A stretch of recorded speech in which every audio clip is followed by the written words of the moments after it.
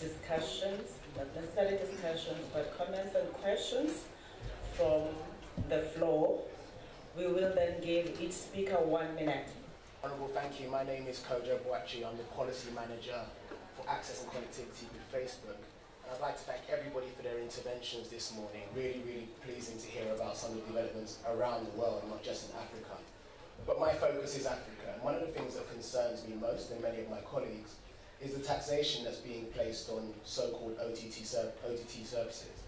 And I'm wondering what colleagues in Africa think about this new form of taxation, especially because of what we've heard today about the importance of enabling people to get online by making services affordable, and the importance of innovation on our continent, and the importance of Africa taking its rightful role in the fourth industrial revolution.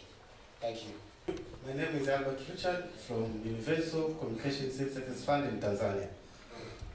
One of the challenges in running Universal Safe Success Fund is the responsiveness from the operator or service providers in extending or implementing those rural telecom projects, because these areas now are characterized by low population, lack of infrastructure like roads, access roads.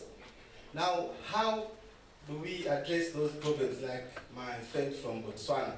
How do you address those problems to make sure that operator voluntarily participate in those projects without government using much force? Because they claim that the areas are not economic viable, even with the small subsidy which you provide. We have done a lot in Tanzania, but still we have those challenges. And the second challenge is the sustainability of the projects. Let's say you roll out a number of projects in schools or various areas.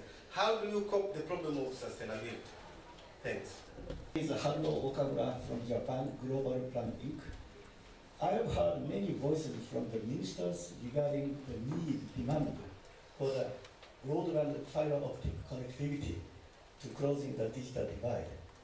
I am working for ITT discussions to generate a broadband connectivity standards. And let me share with you from ITT.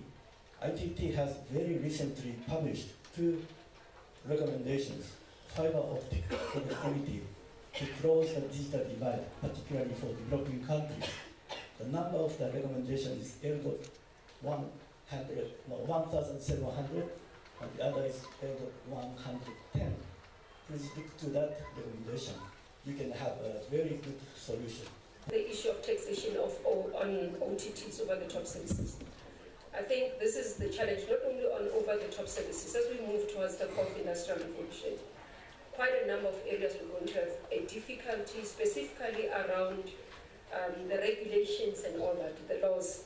Because if you are to look at most of the countries, when we look at the issue of fourth industrial revolution, quite a number of things are breaking barriers in terms of borders. They don't operate within a particular border, they don't operate within a particular platform. Now, that's the challenge of regulators for us as policymakers, that it becomes a challenge. I think as South Africa, we had a discussion around over-the-top services in terms of either we regulate them and either we ensure that there's taxes. Now, it depends how you evaluate, because it becomes a very difficult space. There was a popular view to say regulate them, because for you to be able to tax them, you have to regulate. You have to make sure that your regulators, for example, are able to determine the condition of them operating within your country. So it's not yet a fine thing that we can say, this is what we can do. We can be either per country, or I'm not so sure, Chairperson, because I'm not a participant in ITU, but it might be something that at a higher level, globally, we take cognizance of and maybe provide guidance. But the reality is that the borders are being broken by technology space. I mean, you go even not only in terms of telecoms, but you go even around the banking system, the cryptocurrencies and all that. So all the barriers in terms of our normal borders are going to break because of online and digital platforms that are going to be there. Therefore, as governments, as regulators, we have to be quite cognizant of that and be creative in dealing with the challenges that are coming. I just thought, let me just flag it, it's not only on the OTTs. And in South Africa, definitely in terms of rolling out broadband, fiber optic is one of the areas that we're doing in the country, because it's sustainable, it's easy to do, it provides fast and speed services. Thank you. There's a political answer and there's a commercial answer. The political answer is, if you want to sustain yourself in power, then make sure you supply the service for free and get the people connected so they vote you. Because that's the bottom line. And that's, I mean, taking the example of Botswana, where we try and motivate the private sector to go to areas. For instance, I think we have a cut-off of 5,000 people as one of the cut-offs we have. But for commercial sense, it does not make sense to look after 5,000 people. But for a government, it's fundamental that you look after them. So that's why I'm talking about commercial sustainability. In certain cases, don't go there because it doesn't make commercial sense. But politically, it's politically sustainable for you to go there. So we provide, through Bofinet, we provide fiber optic all over the country for ensuring that our people are connected. It's our responsibility that nobody is left behind, and therefore we have to sustain them. So unfortunately, my friend, go tell the government to do it. An old statement there that said that no regulation without taxation, but I think these statements must be crushed out, especially now in this time. I can give two examples for this case in our country, in Sudan, what's happening. In 2011, Sudan separated to two countries and we lost all the oil money. We lost above than 89% of our total income. So the government go direct and increase and raise taxation on telecom to 75%. Now we lose more than $250 million after they raise the added value, the value of taxation for the telecom. And now the new approach, I think, and the new school of economy say this sector can add value to the another sector. So you need to reduce taxation and to get the benefits from the other sector, from agriculture, from industry, from whatever.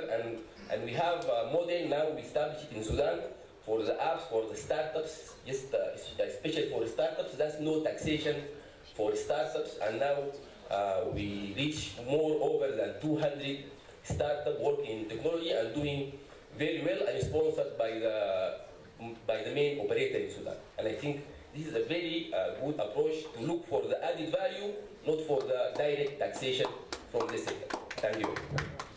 If I were to just make emphasis on certain things that have been raised in relation to the theme of the forum, which takes us back to government enabling smarter digital development, we all agree that there's a need for effective policies, futuristic ones. There's a need also for flexible regulations so that they do not stifle the growth of or the innovation.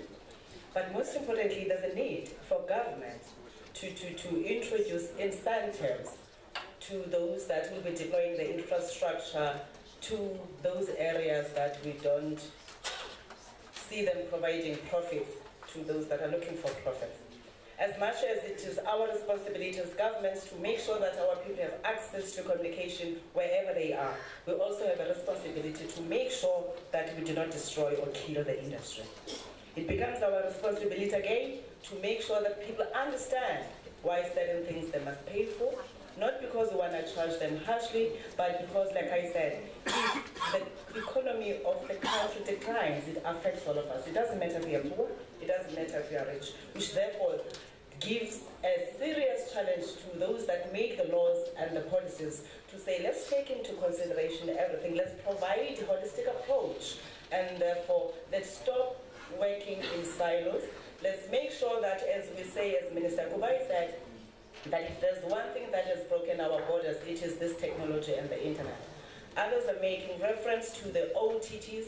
Technology disruptions are a day-to-day activity in our space, and unfortunately for us to grow innovations, we can't shy away from those. But how do we make sure that those that are responsible for legislation and regulation appreciate that, and therefore in the manner that they develop the regulations and the policies, that is considered without destroying anyone?